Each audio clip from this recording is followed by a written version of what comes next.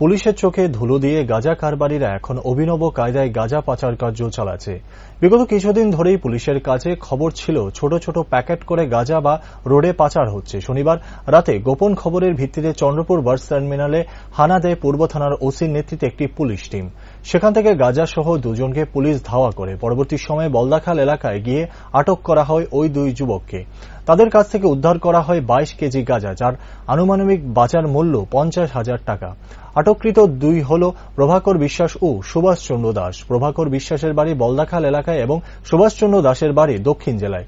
পূর্ব থানায় সংবাদ মাধ্যমের সামনে এই সংবাদ জানান সদর এসডিপিও দেবপ্রসাদ রায়। তিনি আরও বলেন, আটককৃত দুজনকে জিজ্ঞাসাবাদ করে পুরো গাঁজা পাচারকারী টিমের হদিশ খুঁজে বের করবে পুলিশ। তিনি আরও জানান, এই ধরনের গাঁজা পাচারকারীদের বিরুদ্ধে কঠোর ভূমিকা নেবে পুলিশ। অ্যাকচুয়ালি বিষয়টা হচ্ছে, আমরা কিছুদিন যাবত আমাদের কাছে একটা খবর আসছিল যে ছোট ছোট প্যাকেট করে করে গাঁজা বাই রোডে পাস হচ্ছে।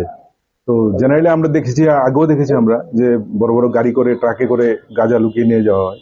কিন্তু আমাদের অপারেশনের কারণে এখন তারা একটা গ্রুপ তৈরি হয়েছে যারা গাঁজাগুলিকে ছোট ছোট ব্যাগের মধ্যে প্যাকিং করে 20 কেজি 40 কেজি এমন করে করে নিয়ে যাচ্ছে। তো আমরা ইদানিং খোঁজখবর নিয়ে আমরা এই ধরনের একটা গ্রুপের খবর পাই এবং চন্দ্রপুর যে বাস টার্মিনাল আছে ওখানে, সেখানে মানে গোপন খবরের ভিত্তিতে আমরা সেখানে হানা দিই।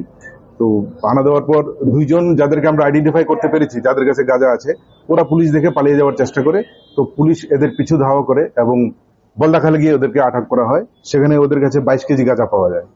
তো তার মধ্যে একজন বাড়ি বলদাখালি আছে, যার নাম প্রভাকর বিশ্বাস, আর বাকি অন্য আরেকজন আছে, ওর নাম হচ্ছে সুভাষচন্দ্র দাস, ওর বাড়ি অন্য সাউথ ডিস্ট্রিক্টে।